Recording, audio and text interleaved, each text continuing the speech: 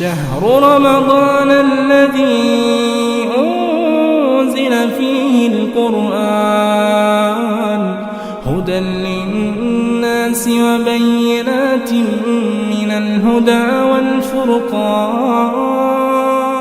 Assalamualaikum warahmatullahi wabarakatuh. Ahibati fillah, sebentar lagi insyaallah, gak lama lagi hitungan hari akan banyak di antara kita yang pulkam, yang dari kota pulang kampung, atau mungkin tugas di kampung pulang kota. Alhasil akan banyak arus safar, ya, bersalipan gitu ya, berpapasan, yang ke kota, kota ke kampung, kampung ke kota, banyak. Dan nggak dipungkiri, ya, dan nggak dipungkiri hal itu terjadi. Kadang pas subhanallah, pas safar seperti ini, sering apa? Sering diantaranya terjadi macet, walaupun naik mobil, naik motor terjadi, walaupun masuk tol, di luar tol terjadi di mana? Ya, di zaman Nabi SAW memang nggak ada macet, tapi kendaraan di masa silam ya kendaraan seperti hewan tunggangan. Jadi masyaqqahnya berat, bebannya berat. Sedangkan tempat kita beban nggak terlalu berat, tapi macetnya ini bikin berat kadang. Lelahnya bikin berat, penatnya dengan macet bikin berat. Maka tetap masyaqqahnya beda di zaman Nabi sama zaman kita sekarang. Wasafar qit'atun minal adab. Safar adalah bagian dari adab. Termasuk yang kita rasa panasnya, waktu perjalanan panjang, dijauhkan dari rumah, dijauhkan dari makan dan minum, dijauhkan dari segala wujud yang mungkin mengenakkan kita ya. Dan ketika safar juga diantaranya kadang ada masalah motor kita, mobil kita. Oleh karena itu syariat sebenarnya memberikan kemudahan.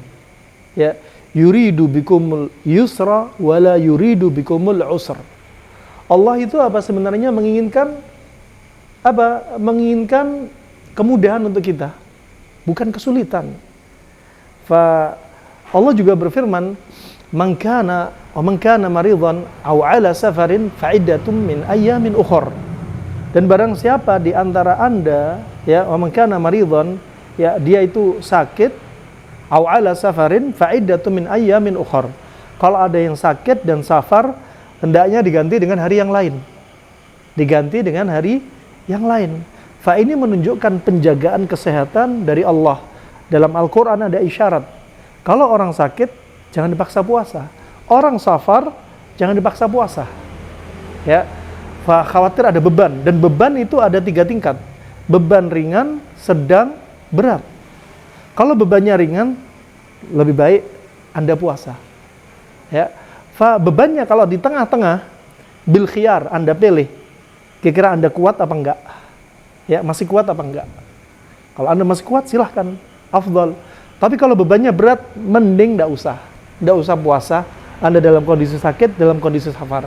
Khawatir kalau Anda sakit, dipaksa puasa, ya, akhirnya bisa tambah sakit, akhirnya banyak Ramadan yang semakin hilang. Atau Anda safar hanya 1 hari perjalanan. Katakan dari Jawa Timur sampai Jawa Barat sampai Jawa Timur. Katakan 1 hari perjalanan, dan Anda memaksakan diri puasa. Besok sampai rumah, Anda tambah drop. Akhirnya berapa Ramadan hilang. Mending 1 hari safar, Anda nggak puasa, Anda makan, esok harinya tubuh masih fit. Wah, ini indahnya Islam. Ya, juga demikian. Di antaranya Nabi pernah mendapati seorang sahabat yang pingsan, diteduhin sama sahabat yang lainnya. Kemudian ada yang ngipasin. Rasulullah bertanya, "Nabi, ada apa dengan dia?" "Ya Rasulullah, dia memaksakan diri safar dalam keadaan dia puasa." Kemudian apa kata Nabi SAW? "Laisa minal bir asyamu fis safar." Riwayat Imam Muslim. Bukanlah termasuk kebaikan yang dia puasa dalam kondisi safar. Puasa dalam kondisi safar, bukan kebaikan. Apalagi kalau sampai mencelakakan diri dia. Kemudian ingat hadis Nabi SAW, alaikum birukhsatillahi allati rakhasa lakum. Hendaknya Anda lebih baik ambil rukhsahnya Allah yang sudah Allah jadikan rukhsah bagi Anda. Allah lebih cinta kita mengambil rukhsah daripada kita memaksakan diri kita sendiri. Nah, itu yang perlu diperhatikan. Kemudian juga dalam sabda Nabi SAW, innallaha yuhibbu an tu'ta rukhsah kama yakrahu an tu'ta maksiyatahu.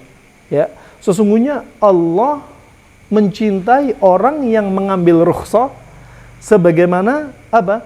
Sebagaimana Allah membenci seseorang untuk bermaksiat.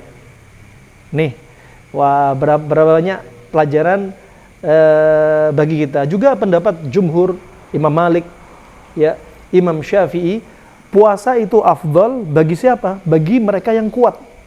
Kalau sekiranya dia kuat, puasa afdal. Kalau nggak kuat, jangan dipaksa. Kalau nggak kuat, jangan dipaksa. Kemudian juga dalam riwayat Imam Muslim dari Abu Sa'id Al-Khudri, bahwasanya Nabi mengingatkan, janganlah seseorang mencela, ya, janganlah seseorang mencela orang yang puasa, mencela orang yang membatalkan puasanya karena safarnya, ya. Dan juga sebaliknya, orang yang nggak puasa jangan mencela orang yang puasa. Jadi kita yang batalin puasa ketika safar, jangan cela orang yang yang tetap puasa. Orang yang tetap puasa juga jangan mencela orang yang batalin puasa. Karena itu pilihan, ya. Bahkan disebutkan oleh sallallahu alaihi wasallam, ya, yarawna anna man wajada quwwah fasam fa innahu dzalika hasan.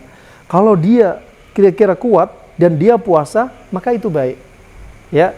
Dan sekiranya waman wajada dha'fan fa afṭar fa inna dzalika ahsan. Kalau sekiranya dia itu didapati pada diri dia lemah dan dia batalin puasa atau dia nggak berpuasa, maka itu juga baik. Maka jangan saling celah. Ingat sekali lagi, al-masyaqqah, beban ada 3 tingkat. Ringan, sedang, berat. Bagi orang sakit atau bagi orang safar. Ya. Maka kalau bebannya ringan, orang sakit, orang safar, dia tetap lanjutan, nah itu yang paling afdol. Tapi kalau dia di tengah, dia masih kuat, silahkan. Tapi kalau bebannya berat, dia nggak kuat, jangan lanjutkan puasa Anda dalam kondisi sakit, puasa Anda dalam kondisi safar. Ini tips diantaranya sehat dalam kondisi safar. Berikutnya, kalau microsleep, ingat, jangan paksa. Kata Ibnu Qayyim, kebiasaan Nabi SAW ketika dia ngantuk, ya, Nabi langsung mengistirahatkan tubuhnya, nggak memaksakan dirinya untuk tetap beraktivitas. Ingat, Anda yang di jalan tol, microsleep, cepat cari rest area. Kalau memang susah, nggak dapat rest area, Anda melipir, ya, minggir, ganti supir cadangan. Kalau nggak ada, terpaksa cari tempat yang paling aman, kira-kira dia bisa berhenti. Barakallahu fikum. Ya, dan jangan lupa, semakin Anda banyak ngemil, banyak makan dalam kondisi Anda berkendara, sebagai penyebab Anda cepat ngantuk. Nah, dan jangan lupa, jangan paksa jantung Anda ketika ngantuk minum minuman yang memaksakan jantung Anda untuk dipicu. Ini diantaranya sebab-sebab jantung akan lelah dan bengkak. Tips sehat. Jangan lupa, ya, doakan kami selalu, Adi Official, tim kami, juga kami doakan Anda semoga selamat sampai tujuan. Bagi yang mudik untuk menyambut Idul Fitri 1444 Hijriah, ya.